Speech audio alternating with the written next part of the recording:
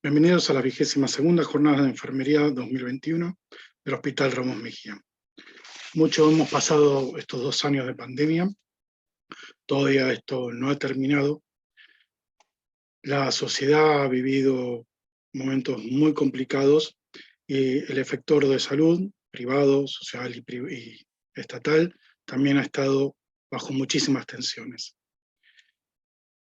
Esta charla es un poco lo que hemos hecho hasta ahora y lo que nos deparará un poco más en el futuro. Las estrategias y protocolos que se habían implementado. Como todos sabemos, utilización del barbijo durante toda la guardia. Se incrementó la dotación de los profesionales enfermeros, médicos y kinesiólogos. Se había suspendido todas las visitas de los familiares en el ámbito hospitalario. Algunas estrategias ya estaban en funcionamiento. Desde el año 2017, la Dirección General de Enfermería, ¿sí?, junto con el Ministerio de Salud, dicta la diplomatura en cuidados críticos, adultos y pediátricos, que es gratuito para todo el personal de enfermería del gobierno de la ciudad. En marzo de 2019, ya los servicios de infectología, junto con el comité de gestión, comenzaron a socializar los protocolos de COVID y también se implementó todo lo que habíamos aprendido en las pandemias de H1N1 y lo que nos habíamos preparado para el brote del ébola 2014-2016. Se tuvieron que adecuar a lugares. Tenemos que entender que nuestra sociedad argentina no estaba preparada para una pandemia, el mundo no estuvo preparado para la pandemia, y muchas de las organizaciones mundiales no estuvieron a la altura de esta pandemia. Con respecto a esto, cabe aclarar que obviamente ningún país estuvo preparado, y aún países con sistemas de salud muchísimo más preparados, muchísimo más adecuados, con muchísimo más recurso económico, también tuvieron sus tensiones muy graves. Nosotros no salimos de esto y tuvimos que adecuar algunos lugares, ya para finales de una terapia de 6 camas, donde se apuró la finalización para el inicio de la pandemia, que fue ocupada tanto la UTI 1 como esta terapia intermedia en principio, pero es una terapia de alta complejidad, de 6 camas en su totalidad durante los años 2019-2020 con pacientes de COVID. Se ampliaron más cantidad de camas, se adecuaron sectores, se tuvieron que colocar divisiones, que hacer acopio de material. Es decir, toda una adecuación, ¿sí?, no solamente de los lugares, sino del personal y de los objetivos. Dentro de esta adecuación, tuvimos que ya prepararnos para la utilización, ¿sí?, de los elementos de prevención, los equipos de protección personal. Muchas terapias, muchos de nosotros ya habíamos adquirido nuestros propios equipos, pensando por ahí probablemente de que iba a haber un déficit en algún momento, ¿sí?, de la cantidad de equipamiento por la cantidad de pacientes y de utilización de camas que íbamos a tener. Así que convivimos con 2 tipos de equipos de protección personal, el estándar con camisolín hemorrepelente, guantes, barbijo N95, barbijo quirúrgico y protección ocular, como también con el equipo que acá están observando, y los protocolos siempre fueron los adecuados, los que se fueron modificando a través del tiempo y de los conocimientos que íbamos adquiriendo.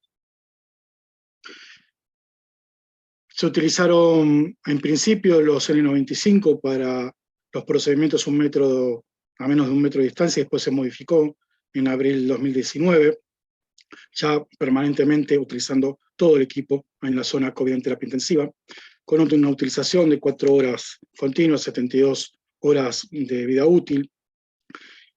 Las botas era optativa, aunque en terapia intensiva lo utilizó todo el equipo, igual que el gorro. Se utilizó un sistema de ingreso por equipos, por grupos. El objetivo era maximizar el tiempo de cuidado, pero minimizando el tiempo de exposición del personal. Tuvimos alta tensión, porque no teníamos capacidad de rotación del personal. Los enfermeros, recursos humanos, enfermeros, médicos, kinesiólogos, en general, fueron muy escasos. Se trabajó muchísimo en equipo. Cuando se ingresaba a la zona COVID en terapia, éramos un solo bloque, ¿sí? No había prácticamente división entre médicos, kinesiólogos, enfermeros, todos asistíamos a los pacientes, todos ayudábamos en todas las tareas. Así que un gran trabajo en equipo, mantener la comunicación y una formación continua dentro del hospital y muchas veces afuera del hospital, continuando nuestra formación. Dentro de los protocolos de la UTI era la pronación, con una PAFI menor a 150 y una duración de esa pronación de 48 horas. Hay otros protocolos, en la UTI se utilizó este protocolo. Se reemplazó a nivel médico la ampisolactam por ceftriaxona, se mantuvo claritromicina, enoxa y dexa, se retiró la hidroxicloroquina, y se mantuvieron sedación analgésica y relajantes musculares como toda la recomendación de la SATI. Actualmente está en revisión. Dentro de las escalas de sedación está la escala de RAS. Tenemos los protocolos de ventilación mecánica invasiva, y así como la utilización de las drogas. Respecto a los óbitos, no se realizaban las extracciones de tubos ni sondas o drenajes, se embebía con un alcohol, con amonio cuaternario, hipoclorito de sodio, doble bolsa, se sigue manteniendo, un doble rótulo, esto por una disposición ministerial sin evidencia científica. Recordemos, a tal punto llegó la atención en el sector de salud, julio-agosto 2019, el efector público tenía una ocupación casi del 64%, llegamos a tener más del casi el 100%. El efector privado también tuvo una ocupación del 70%, acercándose al 90%, 95%. Una letalidad que se mantuvo entre el 2 y el 5%, una prevalencia masculina en lo que es mortalidad. Las duplicaciones de los casos que todos ya sabemos por las noticias. ¿Qué debilidades nos encontró con esta pandemia? El escaso recurso humano, ¿sí? En lo que es profesionales de la salud, con especialidad en terapia intensiva en general, y en enfermería en particular. A esto había que sumar que muchos de los colegas estaban de licencias prolongadas por afecciones ya previas a la pandemia, y las complicaciones propias de en algún punto contraer este virus. Esta es fuente del gobierno de la ciudad. Nuestras estadísticas. Tenemos una disponibilidad de 16 camas que se pueden incrementar en forma rápida, ¿sí?, a 19 camas. Y a su vez, si las tensiones aumentan, podemos aumentar de 15 a 25 camas en cuidados críticos. Total de pacientes ingresados fueron 271, fallecidos 112, el 65,4%. Tuvimos 59 pacientes que supervivieron al COVID-19, 34,5%.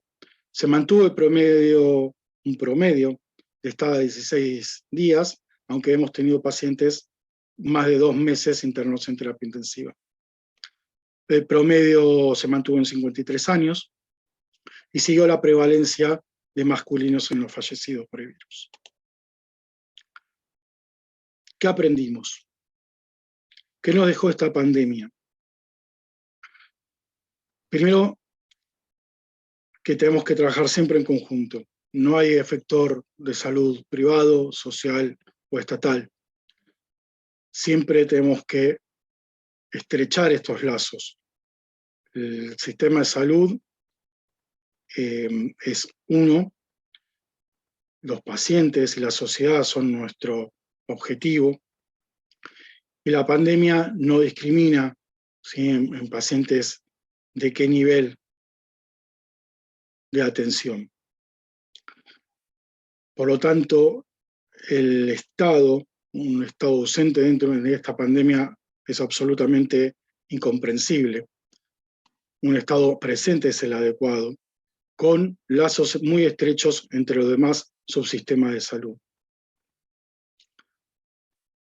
También que aprendimos, la equidad no fue en general en el mundo, aun aunque la Organización Mundial de la Salud tuviera esos principios de equidad, no se concretaron en la realidad.